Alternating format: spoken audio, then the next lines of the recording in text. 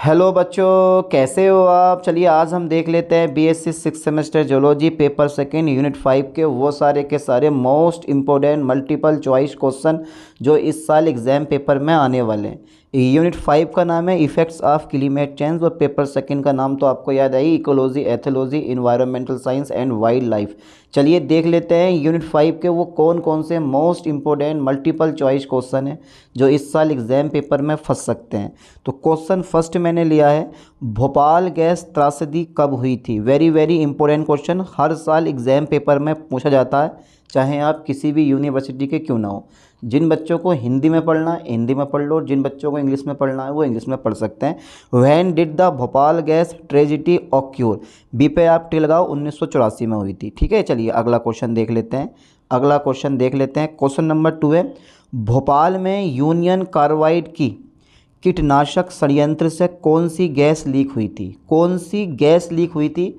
अभी चौधरी चरण सिंह यूनिवर्सिटी मेरठ में पेपर हुआ है, उसमें यह वाला क्वेश्चन पूछा गया, यह वाला क्वेश्चन वहाँ पर पूछा गया, इसलिए बोल रहा हूँ सारे क्वेश्चन वेरी वेरी इंपॉर्टेंट है। बी पे आप टी लगा दो, मेथाइल आइसोसाइनेट। ठीक है, MIC, मिथाइल आइसोसाइनेट। चलो अगला क्वेश्चन देख लेते हैं। क्वेश्चन नंबर 3 है, परमाणु ऊर्जा संयंत्रों से उत्पन्न परमाणु कचरे का प्राथमिक रूप क्या। What is the primary form of nuclear waste generated from nuclear power plants. उच्च स्तरीय रेडियोधर्मी अपशिष्ट।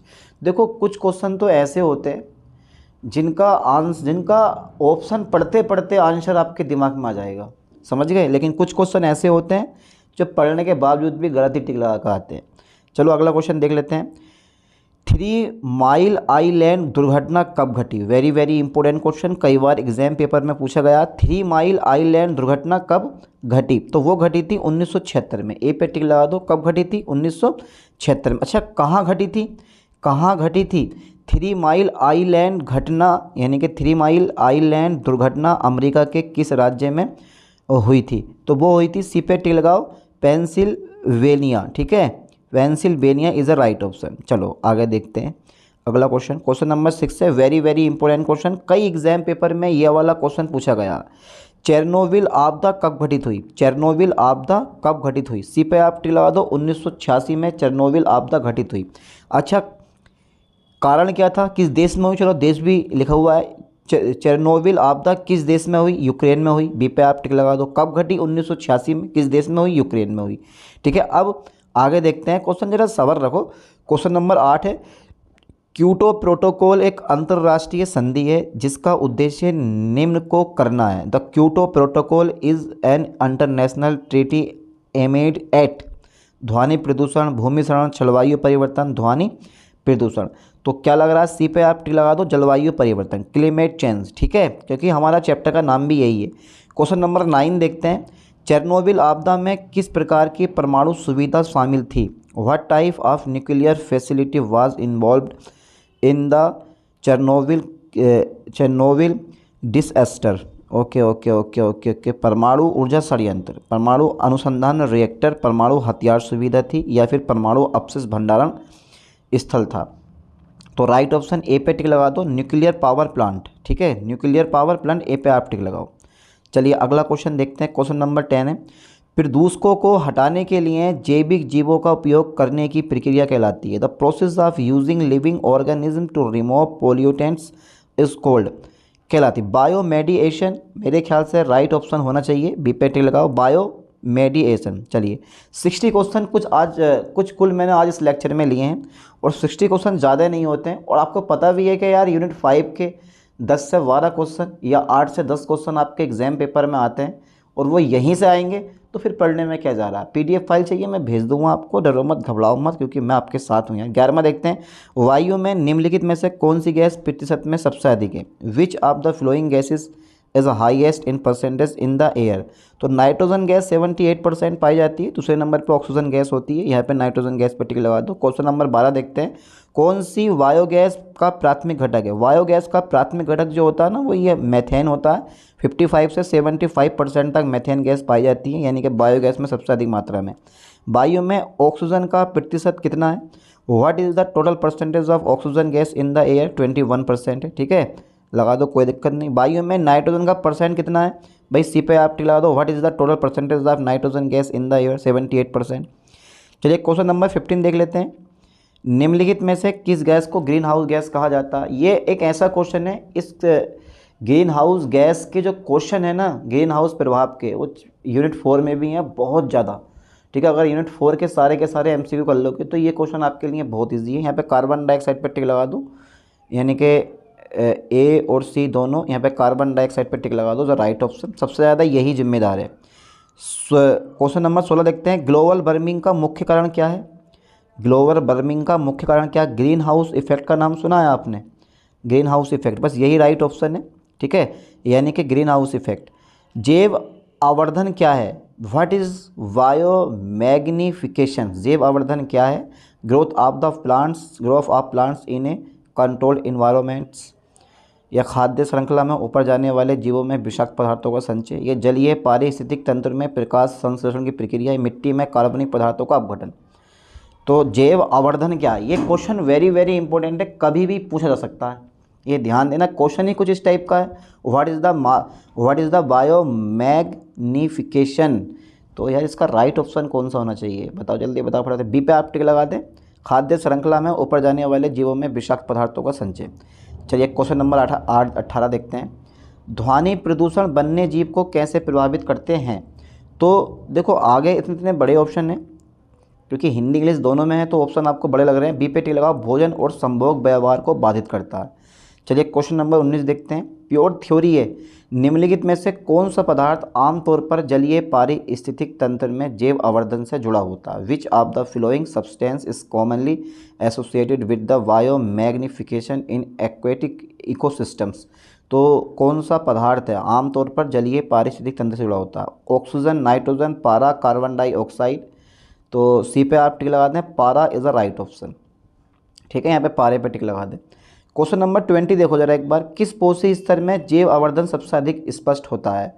तो प्राथमिक उत्पादक जो होते हैं ना, उसमें जैव आवर्धन जो है सबसे अधिक स्पष्ट होना चाहिए, है नहीं होता ना।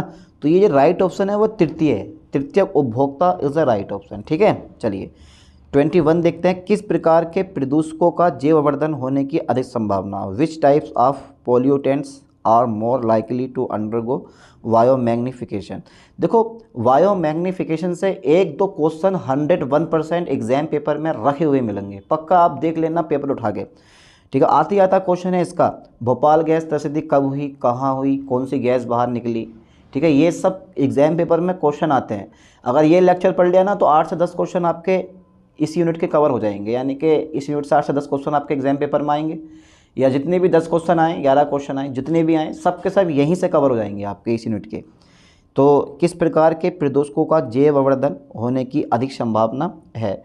तो यहाँ पर ये जो है ना तुम्हारे पास गैर बायोडिग्रेडेबल, यानी कि गैर बायोडिग्रेडेबल प्रदूषक जितने भी होते हैं सब ये इसी श्रेणी में आते हैं। क्वेश्चन नंबर 22 देखते हैं। स्थलीय पारिस्थितिक तंत्र में होने वाले जैव आवर्धन का प्राथमिक मार्ग क्या है। स्थलीय पारिस्थितिक तंत्र में होने वाले जैव आवर्धन का प्राथमिक मार्ग क्या है। डी पे आप टिक लगा दें, शिकार, शिकार इज द राइट ऑप्शन। चलिए अगला क्वेश्चन देखते हैं 23।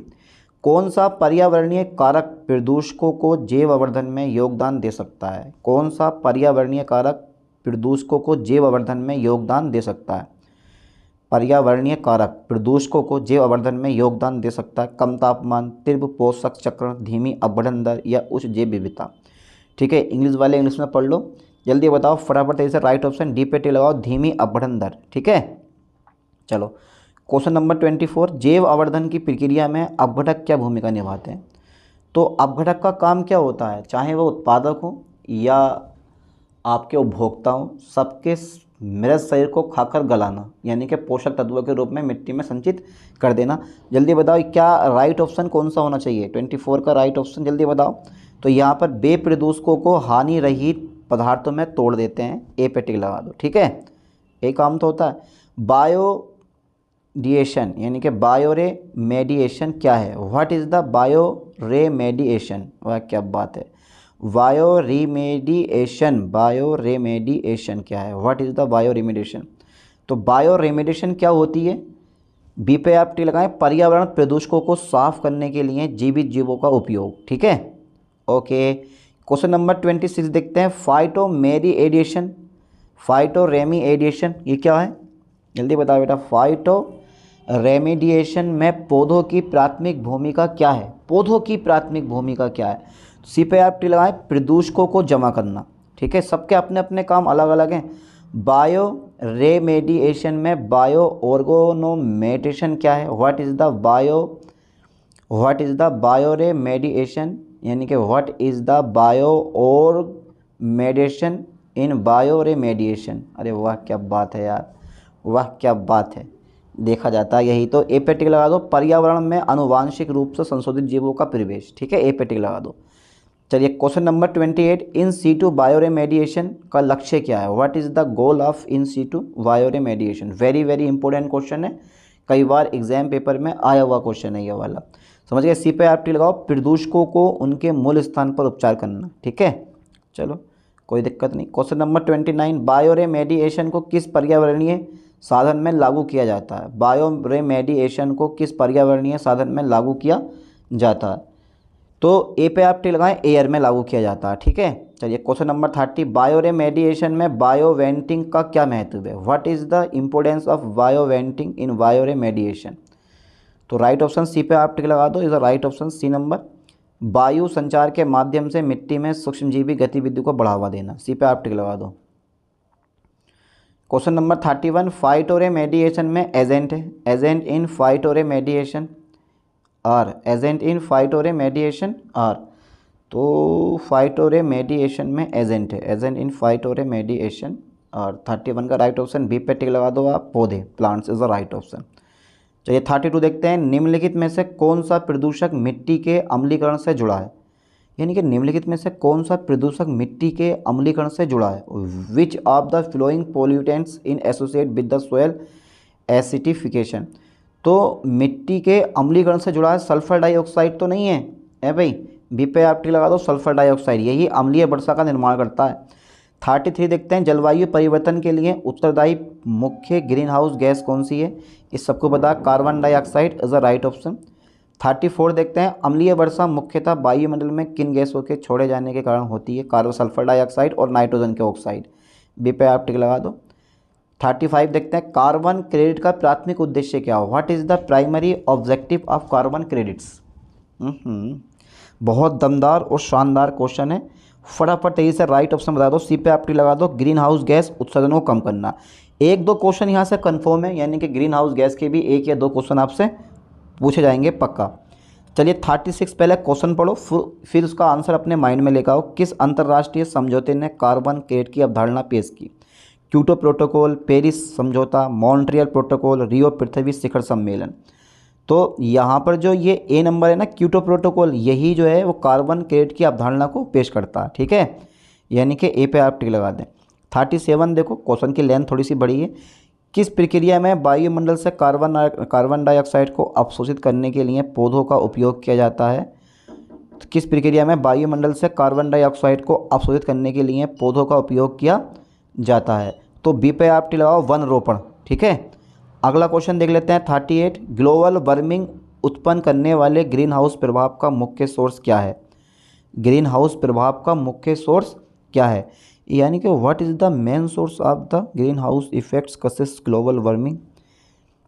इसका राइट ऑप्शन कौन सा होना चाहिए, सी पे आप टिक लगा दो, मानव प्रेरित ग्रीन हाउस गैस उत्सर्जन। ठीक है, 39 पढ़ो जरा एक बार अच्छे से, ओजोन परत के क्षरण के लिए मानव निर्मित कौन से रसायन मुख्य रूप से जिम्मेदार है।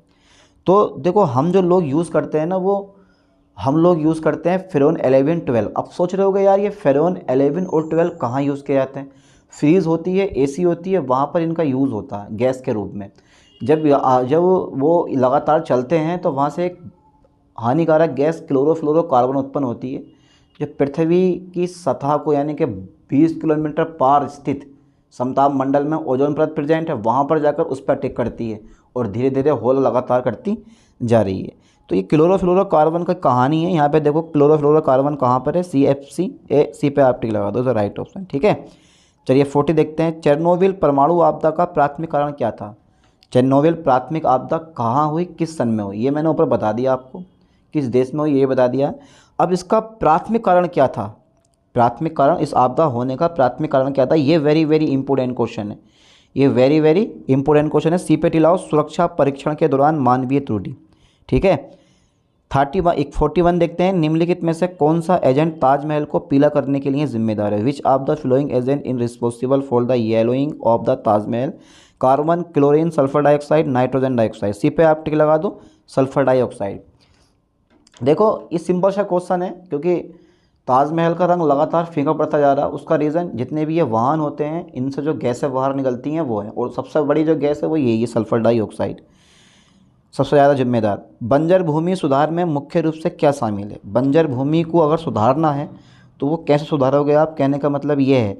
तो यहाँ बंजर भूमि की बहाली, रिस्टोरिंग ऑफ यानी कि वेस्टलैंड। तो बंजर भूमि में, बंजर तो बंजर है यार, उसमें क्या सुधारना, उसको कहाँ खेती बाड़ी होगी। क्योटो प्रोटोकॉल के तहत स्वच्छ विकास तंत्र मुख्य रूप से किसके लिए डिज़ाइन किया गया है। मुख्य रूप से किसके लिए डिज़ाइन किया गया, ग्रीन हाउस गैस उत्सर्जन को कम करने के लिए। ठीक है। 44 देखते हैं, बीओडी का पूरा नाम क्या है। Biological oxygen demand, biometric oxygen demand, biochemical oxygen demand या बायोलॉजिकल ऑक्सीजन। तो वीओडी का पूरा नाम क्या होना चाहिए, सी पे आप टिक लगा दें, बायोकेमिकल ऑक्सीजन डिमांड। ठीक है। चलो, अनसेट का अर्थ है, फुल फॉर्म बतानी है। कुल मिला के बात यह है कि इसकी फुल फॉर्म आपको बतानी है कि अनसेट का क्या अर्थ है, फुल फॉर्म बता दो। ए पे टिक लगा दो, United Nations conference of environments and developments. हर यार इतने सब्जेक्ट हैं, हर सब्जेक्ट की अपनी एक कहानी है, सही में हर सब्जेक्ट की अपनी एक कहानी है। लगा लो कई सौ साल से ये लगातार चलती आ रही है, लिखते लिखते लिखते लिखते आज भाई साहब तुम लोगों को परेशान कर दिया। ठीक है, तुम लोगों को कर दिया परेशान, उन्होंने बोला ये लो। तो ए पे आप टिक लगा दो, जो राइट ऑप्शन है। ठीक है, ये वाला पर्यावरण और विकास पर संयुक्त राष्ट्र सम्मेलन। चलिए अगला क्वेश्चन है 46, एजेंडा 21 को अपनाया गया। वेरी वेरी इंपॉर्टेंट क्वेश्चन, सी पे टिक लगा दो, रियो डी जेनेरिया शिखर सम्मेलन में। ठीक है, चलिए अगला क्वेश्चन देख लेते हैं 47, पारिस्थितिक प्रबंधन का प्राथमिक लक्ष्य क्या है। जैव विविधता संरक्षण, बी पे टिक लगा दो। आगे पढ़ने की जरूरत ही नहीं है, जब पता है हमें जिस क्वेश्चन का राइट यही राइट ऑप्शन है तो आगे क्यों पढ़ें। क्योटो प्रोटोकॉल कब अपनाया गया था, क्योटो प्रोटोकॉल कब अपनाया गया था। वेरी वेरी इंपॉर्टेंट क्वेश्चन, कई बार एग्जाम पेपर में आया हुआ क्वेश्चन है। क्योटो प्रोटोकॉल कब अपनाया गया था, 1997 में ये क्योटो प्रोटोकॉल अपनाया गया था। 49 देखते हैं, क्योटो प्रोटोकॉल मुख्य रूप से किस ग्रीन हाउस गैस को लक्षित किया गया। विच green house gas is primarily targeting why the Kyoto protocol. Nitrous oxide, methane, ozone, carbon dioxide, D पे आप टिक लगा दो, द राइट ऑप्शन। ठीक है, चलिए क्वेश्चन नंबर 50 देखते हैं, मॉन्ट्रियल प्रोटोकॉल पर पहली बार कब हस्ताक्षर किए गए थे। When was the Montreal protocol first signature. A पे टिक लगा दो, 1987। ठीक है, 1987। 51 देखते हैं, मॉन्ट्रियल प्रोटोकॉल का लक्ष्य क्या है। मॉन्ट्रियल प्रोटोकॉल का लक्ष्य क्या है, तो मॉन्ट्रियल प्रोटोकॉल का लक्ष्य, सी पे टिक लगाओ, ओजोन घटाने वाले पदार्थों को चरणबद्ध तरीके से कम करना। 52 देखते हैं, स्मोक के बारे में निम्नलिखित में से कौन सा कथन सत्य है। स्मोक कोहरे से उत्पन्न होता है, स्मोक धुएं से उत्पन्न होता है, स्मोक जलवाष्प से प्राप्त होता है, स्मोक कोहरे और धुएं दोनों से उत्पन्न होता है। तो यहाँ पे डी पे टिक लगा दें, इज द राइट ऑप्शन। ठीक है, चलिए 53 देखते हैं, जलवायु परिवर्तन से जुड़े वर्षा पैटर्न में परिवर्तन से पानी की गुणवत्ता प्रभावित हो सकती है और इसका खतरा बढ़ सकता है। जल जनित रोग, विटामिन की कमी, खाद्य जनित बीमारियाँ, राइट ऑप्शन। बी पे आप टिक लगाते हैं, जल जनित रोग। ठीक है, निर्जलीकरण के बारे में तो सोचो मत। 54 देखते हैं, निम्नलिखित में से कौन खतरनाक अपशिष्ट की विशेषता है। खतरनाक अपशिष्ट की विशेषता है क्षयकारिता, कम ज्वलनशीलता, बायोडिग्रेडेबिलिटी। अरे नाम कितने खतरनाक है। सी पे आप टिक लगा दो, क्षयकारिता इज द राइट ऑप्शन। 55 देखते हैं, ई कचरे में मुख्य रूप से शामिल है। ई कचरा है प्लास्टिक पैकेजिंग, इलेक्ट्रॉनिक उपकरण, कांच की बोतलें और जार, जैविक सामग्री। अगर इसमें उपरोक्त सभी ऑप्शन होता, समझ गए, तो अधिकांश बच्चे उसी पे टिक लगा के आते, बट ऐसा है नहीं। ई कचरे में मुख्य रूप से क्या शामिल है, तो सी पे आप टिक लगाएं, इलेक्ट्रॉनिक उपकरण। ठीक है, 56 देखते हैं, मेडिकल कचरे में निम्नलिखित सामग्रियाँ शामिल हैं। पुनर्चक्रण योग्य प्लास्टिक, कागज़ की बर्बादी, संक्रमक सामग्री, कांच के कंटेनर। तो मेरे ख्याल से इसका राइट ऑप्शन आपके माइंड में आ गया होगा, संक्रमक सामग्री। ठीक है। 57 देखते हैं, निम्नलिखित में से कौन सी जैविक अपशिष्ट की विशेषता है। Which of the following is a characteristics of organic waste. कौन सी जैविक अपशिष्ट की विशेषता है। ए पे टिक लगाएं, उच्च ऊर्जा सामग्री। चलिए 58 देखते हैं, अधिकांश प्लास्टिक कचरा किससे प्राप्त होता है। कागज उत्पादन, पैकेजिंग सामग्री, धातु निर्माण, कपड़ा निर्माण। तो बी पे आप टिक लगाएं, पैकेजिंग सामग्री से अधिकांश जो प्लास्टिक कचरा वो मिलता है आपको। 59 देखते हैं, बायोडिग्रेडेबल कचरे में शामिल है। बायोडिग्रेडेबल कचरे में शामिल है। बायोडिग्रेडेबल वेस्ट इंक्लूड्स प्लास्टिक की बोतलें, कांच के कंटेनर, खाद्य अवशेष, एल्युमिनियम के डिब्बे। वेरी वेरी इंपॉर्टेंट क्वेश्चन है, सी पे आप टिक लगा दें, खाद्य अवशेष। ठीक है, चलिए अगला क्वेश्चन देख लेते हैं। 59 देखते हैं, निम्नलिखित में से कौन सा औद्योगिक अपशिष्ट उदाहरण है। डबल डबल क्वेश्चन हो गए, कोई दिक्कत नहीं है, एक क्वेश्चन फालतू भी हो गया तो सी पे टिक लगा दो, रासायनिक विलायक। चलिए अगला क्वेश्चन देखते हैं 60वां, रेडियोधर्मी कचरा मुख्य रूप से निम्न गतिविधि उत्पन्न करता है।